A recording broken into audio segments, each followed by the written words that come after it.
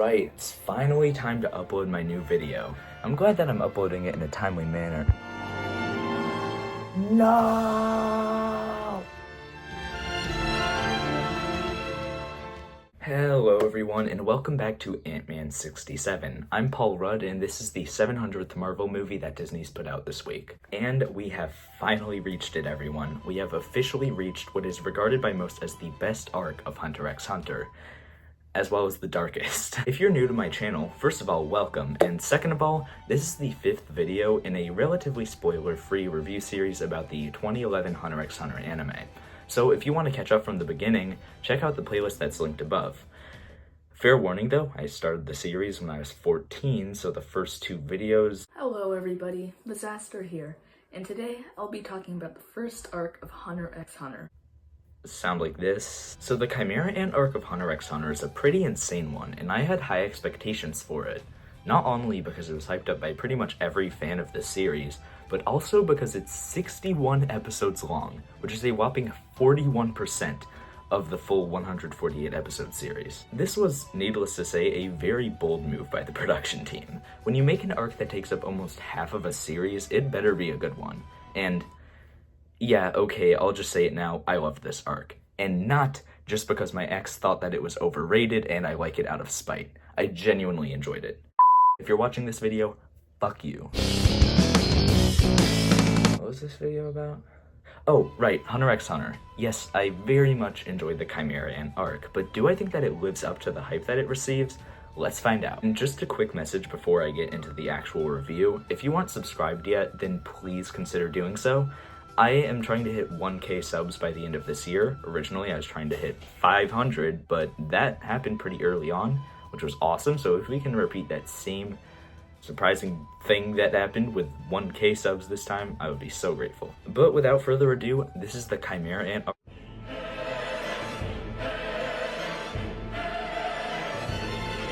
Okay, I know I already put a warning, but just so you're completely aware, since this arc is fucking insane, even the early episodes contain some minor character deaths, which I will be talking about here. So if you want to go into the Chimera Ant arc completely blind, maybe wait to watch this video. Anyways, the Chimera Ant arc picks up where Greed Island left off with the fuck? Gon and Killua transport to the Kakin Empire hoping to find Jing, but they are instead attacked by creepy ant-like monsters. Luckily, a man by the name of Kite saves them, and he's all like, "Hey, I know this is gonna sound crazy, but those monsters I just saved you from? Yeah, those are the Chimera Ants." It turns out that he had actually saved Gon once before in the past, and depending on who you ask, the series really fucked up Kite's introduction by saving a small detail for this point in the series. He then informs Gon and Killua about the Chimera Ant invasion. Basically, these big, creepy, man-eating creatures have been terrorizing the lands, eating people and wreaking havoc. Kite's mission is to find their queen, and Gon and Killua join him. The three eventually deduce that the queen is located in a place called Not Gonna Lie, so they travel. Meanwhile, in Not Gonna Lie, the queen of the Chimera Ants is injured and resting to heal herself up, especially since she needs to give birth to the new king. She looks at her soldiers and she's like, "I'm hungry as shit. Go get me some humans." So they're, okay. And they end up finding some little-ass kids, so the queen eats them, rebirths one of them as the first humanoid Chimera Ant, and demands that her soldiers find more humans, making the invasion even deadlier. And what's even worse is that Not Gonna Lie is essentially the Hunter x Hunter equivalent of Amish people, meaning that they're strictly anti-technology, meaning that the rest of the world is completely unaware of this world-threatening invasion. Well, that's not good. Gon, Killua, Kite, and Kite's specifically organized group of the goofiest looking motherfuckers in the series arrive at Not Gonna Lie. Pakku and Ponzu arrive at the same time. Remember them from the first arc? Well, it doesn't matter because Pakku gets captured by... Okay, look, hear me out. No. But hey, at least Ponzu escaped. Fuck! Luckily, before dying, she manages to send an SOS out to Gon and the others. It dawns on Kite that this arc is gonna be fucking crazy, so he's all like, "Okay, goofy-ass squad, go back to the Hunter Association to relay information. I'm worried about you fully grown adults.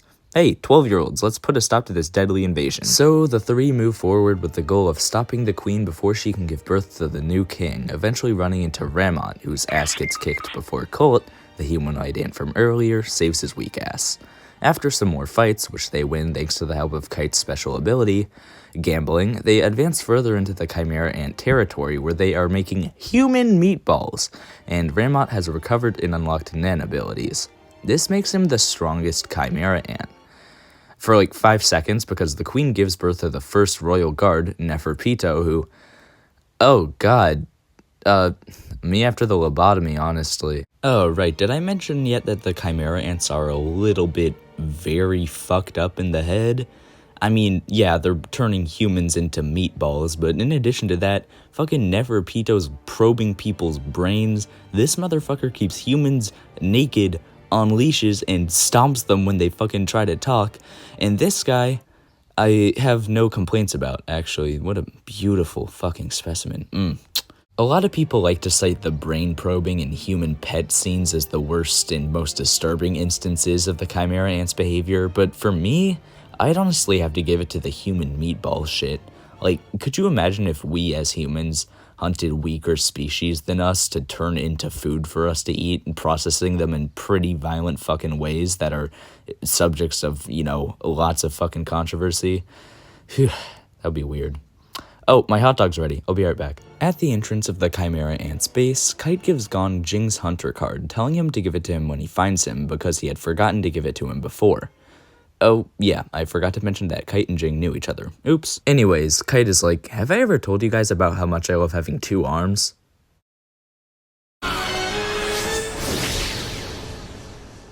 Oh no! Kite forces the 2 boys to retreat as he faces Neferpito alone. They run into the reinforcements that Kite's team called earlier, one of whom is Netero, the current chairman of the Hunter Association. He tells them to leave until they can collect 2 matching tokens, so they leave and...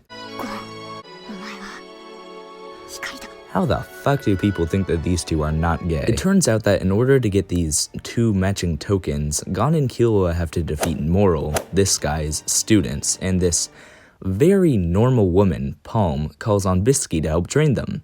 And after some unsurprisingly strenuous training, Gon and Killua arrive to fight Sonic and Knuckles. Shoot and Knuckle, the 2 students. Unfortunately, the 2 of them lose, and thanks to Knuckles' Bankruptcy Chapter 7 ability, Gon loses the ability to lose Nen for 30 days.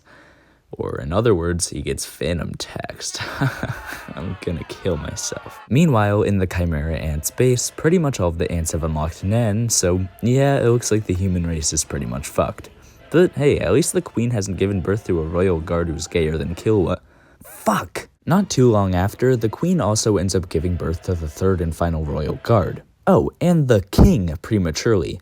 And this king is fucking wild. He comes out of the womb and immediately kills the queen and starts picking off the other Chimera ants like flies. So at this point in time, humanity's pretty much cooked. Gon can't use his Nen. Killua's sort of going insane. Oh, right, I forgot about that. The Chimera ants now have 4 ultra-powerful leaders, and Kite is who knows where. This pretty much sets up the story. Well, the main story. Like I said, I won't spoil anything past this point. But even without getting into that, it's clear to see how fucking insane this arc is. When anime fans said that this arc was crazy, they were not lying because holy shit. Like, the mood whiplash between Greed Island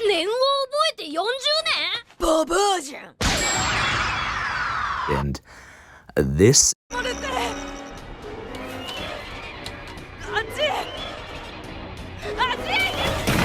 is pretty fucking wild. No, it's not as dark as series like Black Lagoon, but it's still pretty fucking disturbing. The arc being 61 episodes long may seem like a bit of a stretch, but in all 61 of these episodes, the plot is meticulously developed. Sure, other arcs in the series may have had really interesting setups, but practically everything and everyone is at stake here, and all of the events and setups are just perfectly set up. But as is the case with every anime, it's not just about the story. There are other important categories to consider as well, so let's take a look at those. First of all, the characters. Gon and Killua obviously make their return, but Leorio and Kurapika are once again absent. Normally, this would be a complaint for me, but it allowed for so much development for Gon and Killua, probably the most that we get in the series. Like I said, none of these 61 episodes are wasted. Hell, even previously less significant characters like Netero have some crazy-ass moments. Killua's family from the arc that people like to pretend is not an actual arc also makes their return. As for the new characters, Kite, Meruem, Komugi, Colt, and the Royal Guards were all really cool, with a huge emphasis on Meruem and Komugi because their arc was just beautiful. This arc does a fantastic job of making you feel for characters, with the villains being no exceptions, and even when the villains don't have any redemption arcs or touching moments, they never make it feel like the arc just boils down to one side versus the other. The Phantom Troop is fighting the Chimera Ants who are fighting the Zoldyck family, and so on and so forth. I'd honestly go as far to argue that this arc has the best villains in the series, or at least contains a large amount of the best villains in the series. What I'm trying to say here is that the Chimera Ant of Hunter x Hunter really does not overstay its welcome, and it's honestly the pinnacle of great stories and characters in the series. As for the art and animation, it's as great as ever. The character designs, environments, movement animations, and of course fights are all drawn and animated spectacularly, with the highlights obviously being Netero and Meruem's fight, and Gon's infamous fight with Neferpito.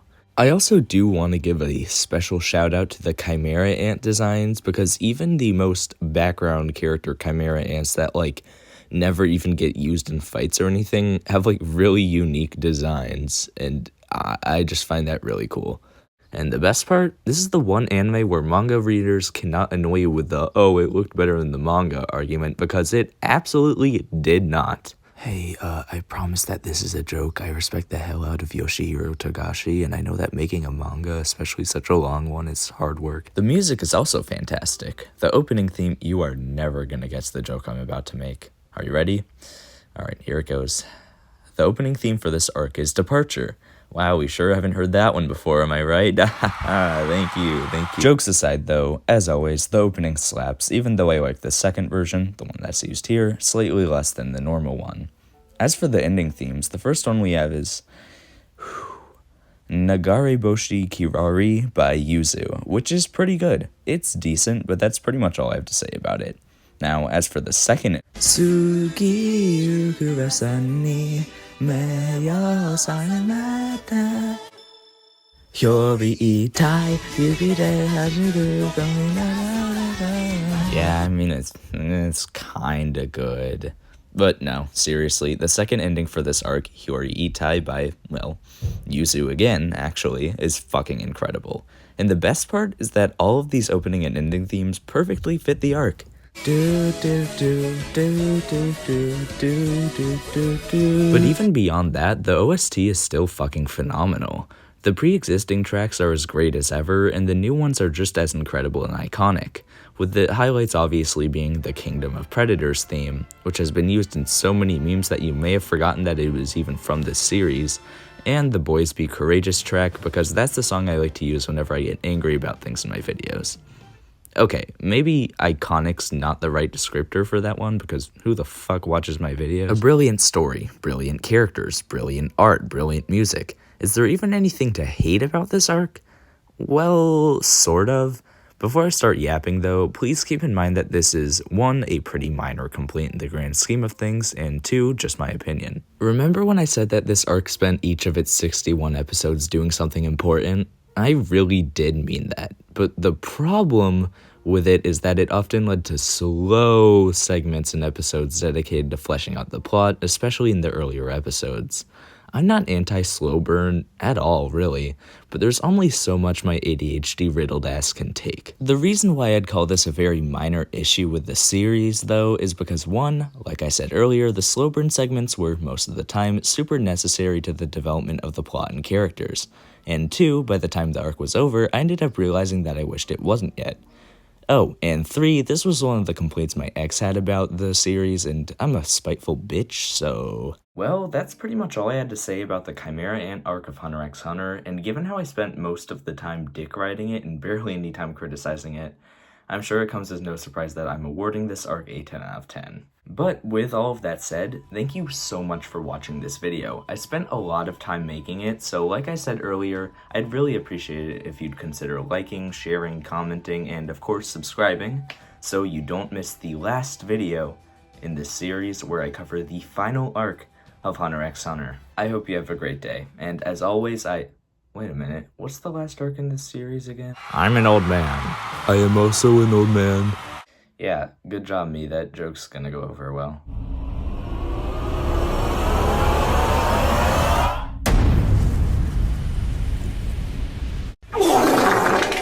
Hey everyone, thank you so much for making it to the end of the video, secret scene later, and as always, I am so sorry for how late I was with this upload, as I always am with this series for some reason. I did not think that this video would be shorter than the York New City one, but then I remembered that I had to cut a lot of shit out of the script because a lot of the stuff I wanted to talk about involved major spoilers, and I was already pushing it with the spoilers, so hopefully that explains the length. Hope to catch you guys next time. Bye-bye.